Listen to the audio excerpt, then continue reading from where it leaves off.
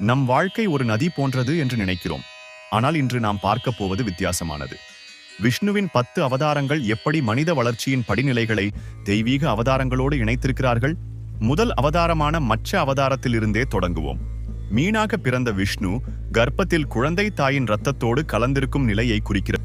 பண்டைய ஆயுர்வேத நூல்களின்படி கர்ப்ப காலத்தில் குழந்தை நீந்துவது போலவே இருக்கும் என்கிறார்கள். அப்படியென்றால் கூர்ம அவதாரம் ஆமையாக வந்த விஷ்ணு எப்படி 3 மாத குழந்தையின் முதல் உடல் அசைவுகளை பிரதிபலிக்கிறது? பாருங்கள், குழந்தை வளர்ச்சியில் 3வது மாதம் மிக முக்கியமானது. இந்த நேரத்தில்தான் குழந்தை முதலாக தலையை நிமிர்த்தி பார்க்க முயற்சிக்கிறது. சரியாக ஆமை தன் தலையை ஓட்டிலிருந்து வெளியே நீட்டுவது போல. அதன் பிறகு வரும் வராக அவதாரம் பன்றியாக வந்த விஷ்ணு 6 மாத குழந்தை தவழும் நிலையை குறிக்கிறது அல்லவா? ஆமாம், நம் முன்னோர்கள் கண்ட இந்த ஒப்புமை அமேசிங். குழந்தை வளர்ச்சியில் 6வது மாதம்தான் தவழ ஆரம்பிக்கிறது. பன்றி தன் மூக்கால் பூமியை கிளறுவது போல குழந்தையும் தன் கை கால்களால் உலகை ஆராய ஆரம்பிக்கிறது. நரசிம்ம அவதாரத்தில் அரை மனிதர் அரை சிங்கமாக வந்தார். இது 8 மாத குழந்தையின் எந்த குணாதிசயத்தை காட்டுகிறது தெரியுமா? இது மிகவும் இன்ட்ரெஸ்டிங். 8 மாத குழந்தை உட்கார்ந்து கையில் கிடைப்பதையெல்லாம் கிழித்து ஆராயும். குழந்தை மருத்துவ ஆய்வுகளின்படி இந்த வயதில்தான் குழந்தைகள் தங்கள் சுற்றுப்புறத்தை ஆர்வமாக ஆராயத் தொடங்குகிறார்கள். பின்னர் வாமன அவதாரம் குள்ளனாக வந்து 3 அடி மண் கேட்டார்.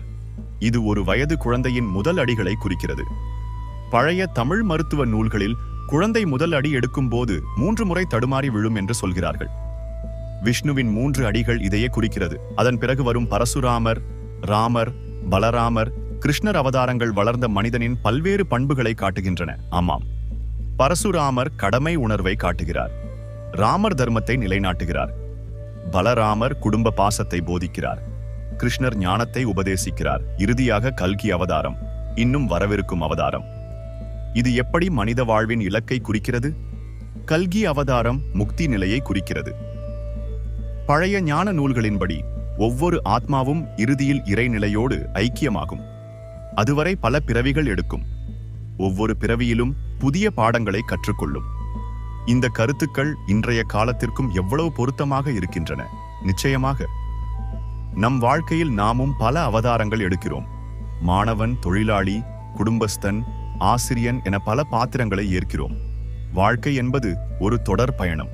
ஒவ்வொரு கட்டமும் முக்கியமானது.